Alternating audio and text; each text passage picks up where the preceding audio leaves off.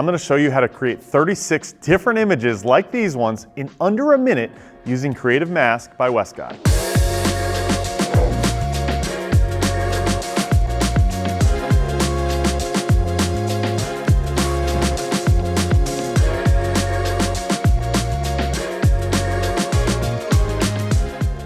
Hi, this is Brandon at Westcott. Today we're going to be talking about Creative Mask. I'm going to show you how to set it up, how to do it, and why it's so useful and important for you volume photographers or sports shooters out there. So, what is Creative Mask? Creative Mask basically allows you to have one simple setup like you see here and create so many different options in camera in a short amount of time. Now, why is this useful? This is useful for giving your clients more looks, and ultimately, we want your clients to buy more product from you. Creative Mask was something we worked on with some professional sports teams who are working with some superstar athletes and only have a limited amount of time to be with those athletes. But this also translates to you. Wouldn't you want more time with your subjects and be able to give them more options, which then turn into more sales? That's where Creative Mask comes in. So let me show you how to do it. So first we need to explain what's happening in Creative Mask. As you can see behind me, I have 6 different lights, which may sound like a lot, but when it provides you so many options, you'll find it's really useful. I'm also taking what used to be done across 3 different separate bays and bringing them all into one single shooting bay. So I've got a 6 light setup back here, and basically I'm going to tell the strobes which sequence to fire in. In some of the sequences, I'm just gonna fire the main light. In other sequences, I'm gonna fire just one of the background lights. In another sequence, or maybe all of the sequences, I'm gonna fire this fill light. So each different frame, I'm going to be firing a different section of lights. Now you may think, oh my gosh, this is so overwhelming. Let's simplify it, let's break it down and go one by one.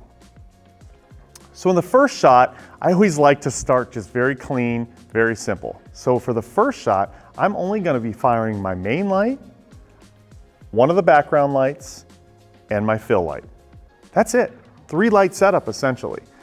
All the other lights that are in my scene back here are not gonna fire at all. In the second frame, I'm going to have my main light, my fill light, and then I'm gonna choose a different background light to fire, which will give me a different background without changing anything. And then the same thing in the third, main light, fill light, and then my third background option. So I've got 3 background options here today. I've got just a plain backlight, which is gonna fire against my white wall, create a really nice clean background. The second light that's gonna fire, I've got a blue flexi gel on a light down at the bottom. It's again pointing towards my background, so that's gonna give me a blue background.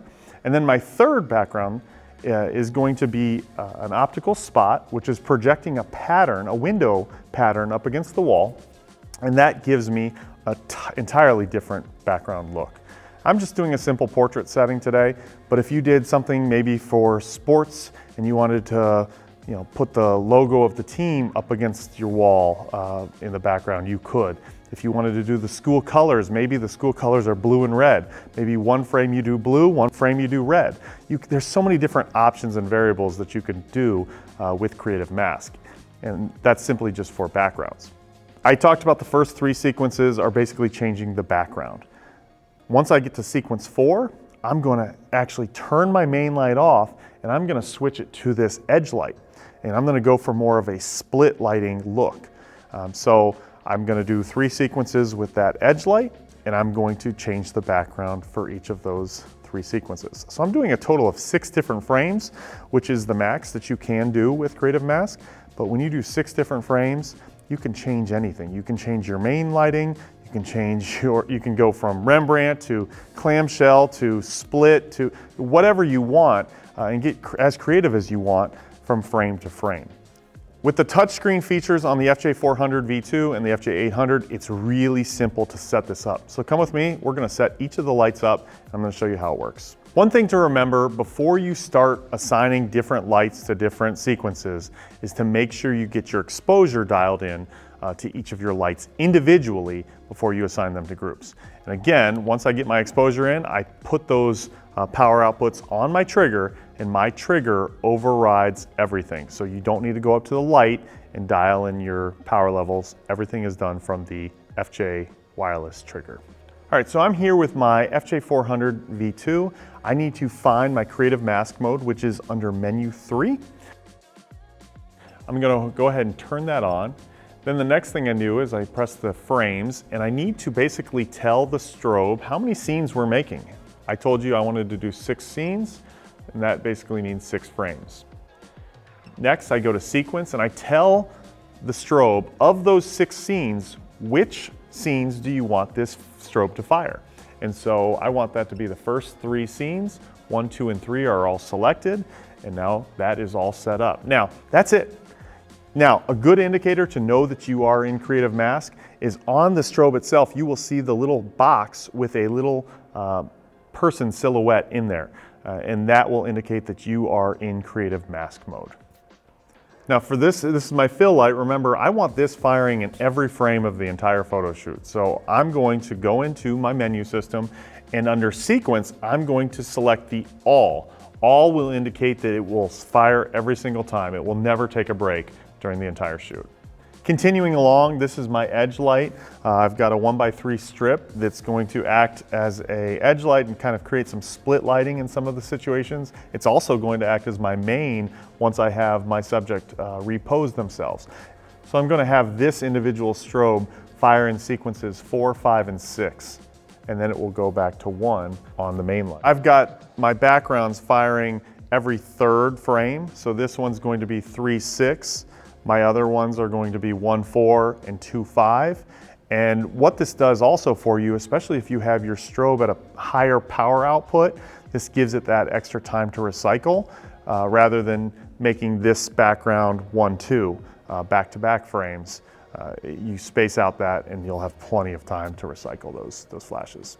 All right, now that everything's set up, my exposure's locked in, my sequences are all assigned. When my subject comes in, they're in for about 1 minute, and I'm going to get 36 different options, and that's 1 minute. It's going to be really fast. You're going to see how fast it goes and how many different results we can get. So let's bring our subject in.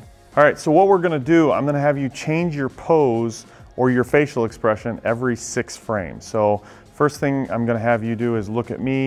You're going to be smiling straight up just like you are. Then I'm going to have you get a little bit more serious with your facial expression. After those 6, I'm going to have you turn to that box there on the side. I'm going to have you smile for 6, somewhat more serious for 6. Then I'm going to have you rotate your body back here, head towards me, smile for 6, serious for 6. So we're going to get you a lot of options here in a short amount of time. So let's start right here, look right into the camera. I'm going to take 6.